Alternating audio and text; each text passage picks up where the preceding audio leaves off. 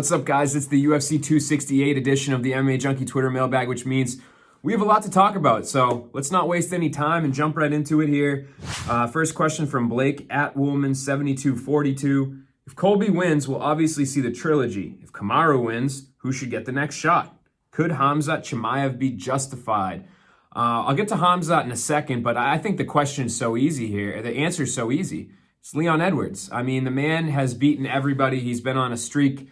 He has waited. He has sat around. He has done everything the UFC has asked him to do, including taking yet another fight, this one against Jorge Masvidal later this year. So for me, that is the guy that is the number one contender. That is the guy that if he wins his next fight should 1,000% be in line for champion Kamaru Usman, should Usman win his fight. Now, your question about Chimaev, could it be justified? I know the UFC likes to make the biggest fights possible, even if, not necessarily there's the most amount of merit behind them at times. I mean, we've seen Conor get into slots and Nate get bigger and, fighting Leon Edwards, things like that don't really make sense. But in a case like this, when you have a rising guy that is building, I think it would be a big mistake to just throw him into a title shot 5 fights into his promotional tenure. Now, with that being said, Khamzat is very special. He might be one of the most unique cases, if not the most unique case since Conor McGregor.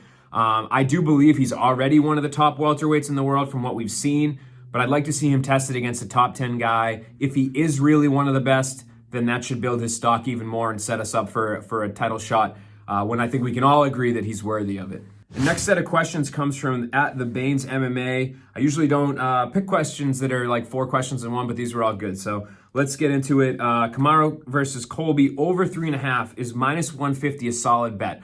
I am not a betting expert. I am not somebody that you should look for gambling advice. I have not placed many bets in my lifetime. With that being said, I think I do have a good read when it comes to fights. Maybe not reading the odds, but reading what might happen. Kamaru versus Colby over 3.5, I do think is a good bet. I think for me, I expect Usman to be much more dominant this fight, but Colby is really tough. I mean, with the exception of the Warlley Alves, submission loss, he has proven to be a very durable commodity. Like him or not, I do believe he is the number 2 welterweight in the world right now at this exact moment. He's a cardio machine, and even in that first fight, I mean, he broke his jaw. I know that's been a big laughing, talking point. But to me, he fought with a broken jaw or a very injured jaw, whichever side of the debate you're on, and he still was able to kind of bring it to Usman. So to me, I think that's a safe bet. I think it's one that you could, throw some money down on. But again, don't look for me for betting advice. Go watch Dan Tom for your fight breakdowns.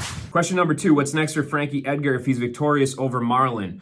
If Dominic Cruz wins his next fight, I think that's the fight to make. To me, that is a fight that I think would make sense both in the context of now and in the context of those guys' legacy as kind of a fun fight between 2 legends. I think that would be the way to go.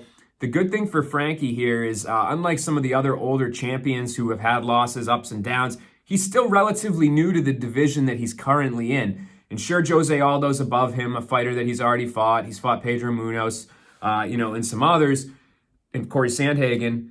To me, there's still a lot of fresh matchups that would be interesting in this division. So win or lose, I wouldn't necessarily write him off yet, especially if he wins. I think there's some freshness to the matchups that could be out there for Frankie. And then Edmen Shahbazian, just a question, Edmen Shahbazian. Edmen Shahbazian returns on this card. He fights Nasruddin Imavov this weekend at UFC 268.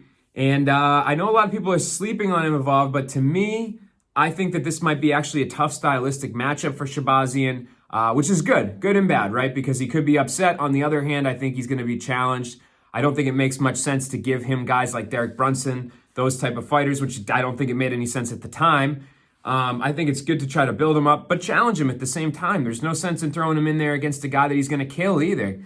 So to me, I think Edmen Shahbazian, don't write him off yet. He's young. He was thrown into the fire very quickly. So people should, we can pump the brakes a little bit. I think this was good matchmaking by the UFC, though. And that pretty much should do it for this edition of the MMA Junkie Twitter Mailbag. We got you covered with coverage all weekend long from New York City with John Morgan and Mike Bond, and then a whole squad of the rest of us sitting at home, bringing you the best coverage we can possible. So thanks, guys, for tuning in and sending your questions. We'll talk next week.